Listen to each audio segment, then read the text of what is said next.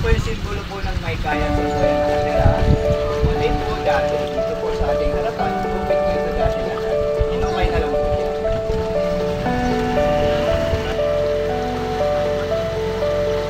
Ngayon si Mr. Cruzaro, sekretary niya kaya? Left and right po. Tayo kanina. Naitayo po yan 1926. Bali, 60% po siya original.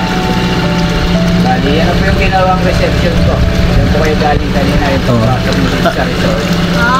Maraming pelikulang kinunan dyan, kuya, di ba? Maraming pelikulang kinunan dyan. Apo, sir. Sa Leong Guerrero, Dugong Buhay. Tsaka Kakaba, sa lalaki, tsaka Pamalong the Rings po. Sa Pilipinas. Saan dito kaya? Ito po. Ito, yan. Ito? Ako, naitayo po yung 1744.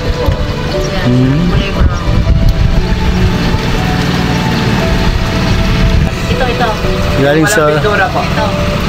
Yan po yung pinakamataas na percent ko na nakuha. 90 to 95% po siya original. Naitayo po. Pag po kayo nalintahan nyo, private swimming pool nyo po siya.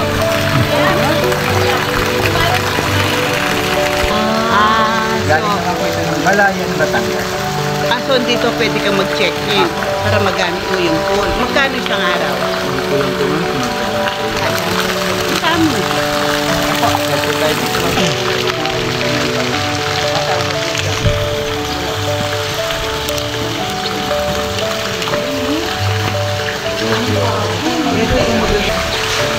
Batangas.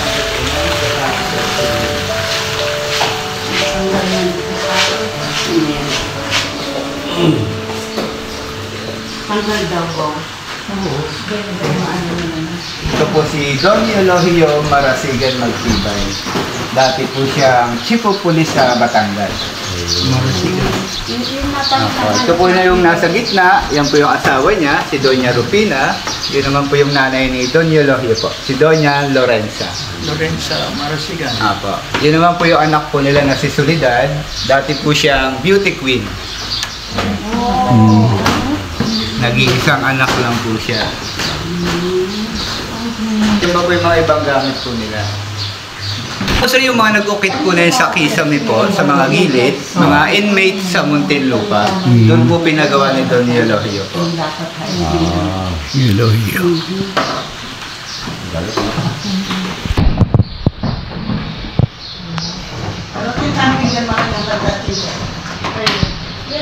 Di ba? Mapuret ang mga container ko para ito. Yung mga dito po medyo malamig po dito. Pasok na po dito yung habagan. Ayan, ito ang gusto ko malamig. Doon. Oh, yeah, ito lang mainit. Opo, ito lang po mainit. Yan. Bali dyan naman po yung pinaka-kitchen po nila.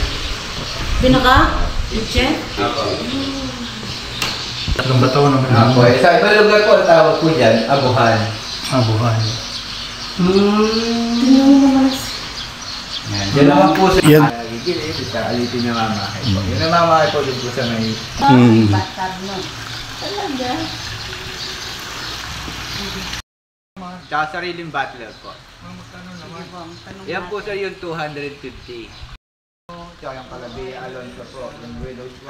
Saan sila nagpano? Sino yung mga yun, kuya? Yung mga class picture, sino yan? Ayan po si Don Elohio po, yung nasa gitna po.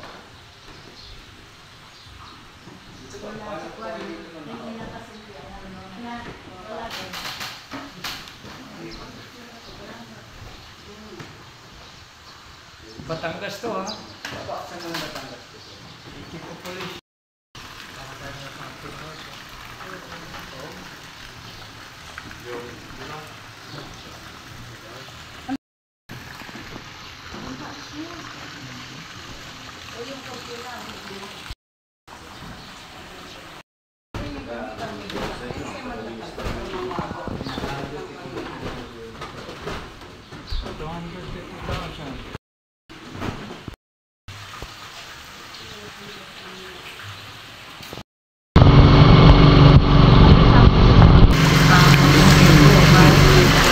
Bali naman po yung atak po ni Mr. Jerry ako sa... Ayun. Yan po si sila tumutuloy po. Tuwing Sabado at Linggo po. Saturday. Nakitang ina na. Angko! Taluan, Batangas po. Sipin mo nga pong baka marasigan tayo sa mga... Papa, ito kami Jenny. Bisa Jenny mo kembalemo. Uy, magmutulong oh. Ilan po siya? Hmm. Bahay po na to, 50% kayo po siya, 1,800 po. Tabaw din. Ano? Ilang percent? 50 po ma'am. 50% po siya.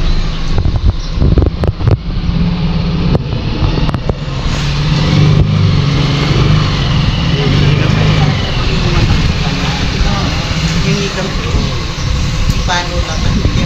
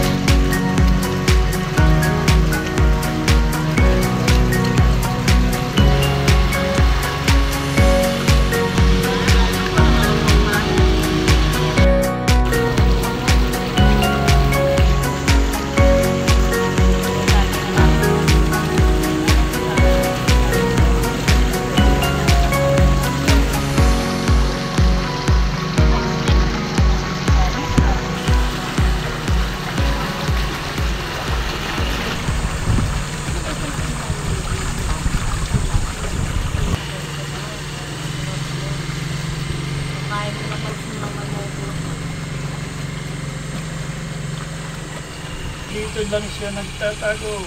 Severino Reyes. Thank you very much. Oh, may mga ano, okay.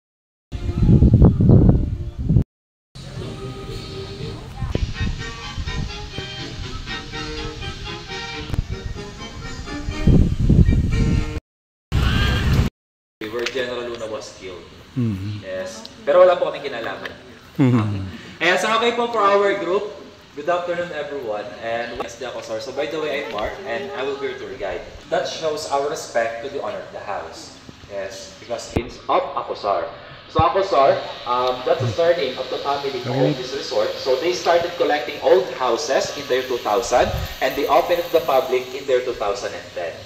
Yes, like in our first house. So this is our Casa Binyan from Binyan, Laguna, and Casa Binyan has two phases. So the first phase of the house, that's the assembly area for the walking tour, and then the second phase, that's our Italian restaurant, La Bella Chidora.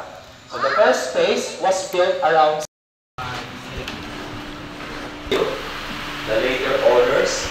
So ang alam ko po sa Rizal, who inherited this house in a fourth generation.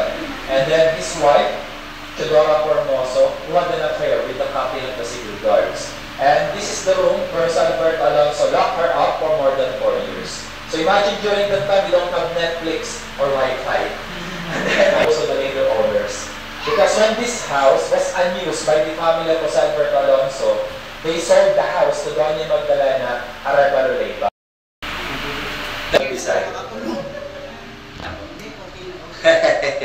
Yan po ay yung mga gamit, hindi na po yan original. This is not original.